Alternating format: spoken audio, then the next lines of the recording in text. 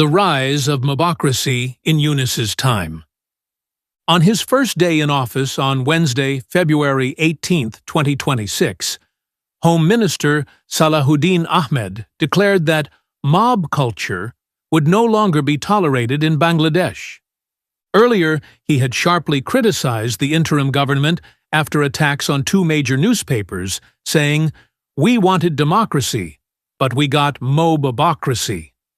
Similarly, BNP chairman Tariq Rahman warned in his post-election press conference that peace and law and order must be maintained at any cost, and that his administration would not tolerate anarchy.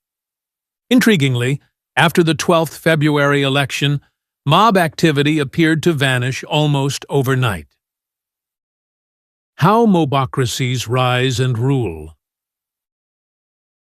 When Nobel laureate Muhammad Yunus took the oath as chief advisor on August 8, 2024, 3 days after the fall of Sheikh Hasina's government, many hoped he would guide the country toward stability. Praised at home and abroad, Yunus and his advisors pledged under the Constitution to serve without fear or favor. Their appointment, backed by the Supreme Court, appeared to fill the constitutional vacuum created by the regime change. Few imagined that the government would soon be accused of enabling mob rule. Yet events unfolded quickly. The judiciary shock. On August 10, 2024, just 2 days into the new administration, Chief Justice Obaidul Hassan and 5 appellate division justices were forced to resign. That morning, the Chief Justice had scheduled a virtual full-court meeting. Rumors spread that he was plotting a judicial coup. Government advisor Asif Mahmood Sajib Bhuyan publicly urged his resignation on Facebook, and protesters quickly gathered at the Supreme Court.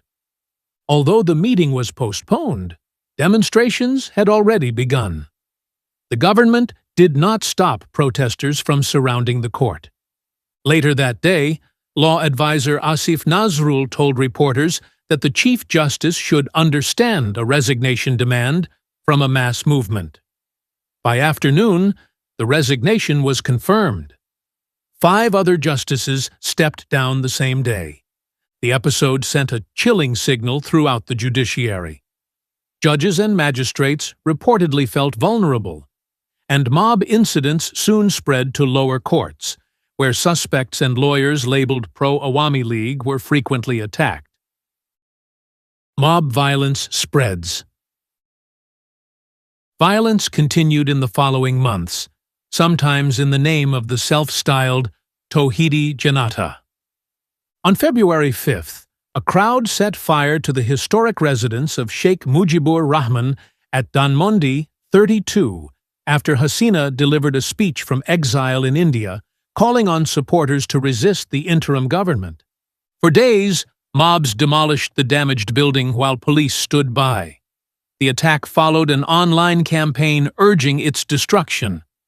Homes of Awami League leaders were also targeted across the country. Yunus described the vandalism as regrettable, but linked it to public anger over Hasina's speech. His office said her remarks had reopened the wounds of the July uprising and provoked backlash.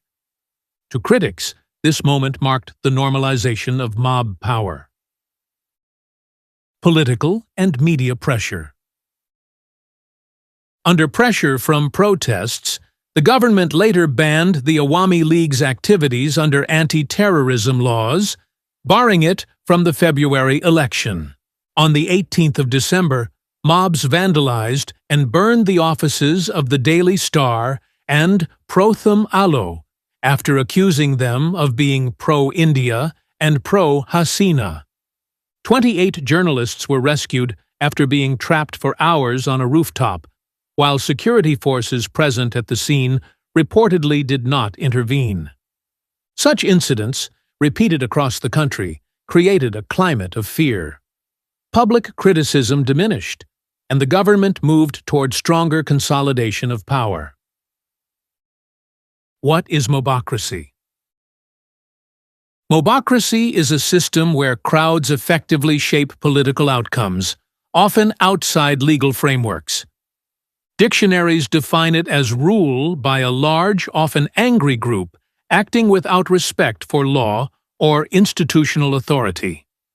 Critics argued that many protests in Bangladesh had taken this form, though the chief advisor's press wing insisted they were merely pressure groups. What went wrong? Yunus assumed office amid a collapse of institutional checks and balances. Parliament had been dissolved, and critics say the judiciary was intimidated by the forced resignations at the top. Fear of being labeled loyal to the previous regime spread across media, business, and bureaucracy. In this atmosphere, mobs gained informal influence while formal institutions weakened. The interim government accumulated both executive and legislative authority, governing largely through presidential ordinances. Around 130 ordinances were issued within 18 months, more than during the 2007-08 caretaker government. Controversial measures, such as the July Charter Implementation Order, further raised questions about the legal limits on executive authority. The warning from history. In the spirit of the laws, the French political philosopher Montesquieu warned that liberty disappears when legislative, executive, and judicial powers are concentrated in the same hands. Critics say Bangladesh drifted toward mobocracy precisely because institutional balance collapsed, while street pressure rose. Yunus's exit from office was notably quiet, a stark contrast to the celebratory welcome he received when he first returned to lead the country 18 months earlier.